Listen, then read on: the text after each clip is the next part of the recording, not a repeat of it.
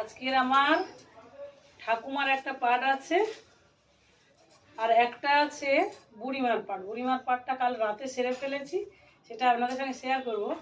এখন আমি ঠাকুমা, আমার নাতনি, এই যে নাতনিকে এবার সাজাবো। এখনো সাজানো হয়নি, ও সবে এসছে, এসে একটু খেয়েছে, এবারও সাজাবো।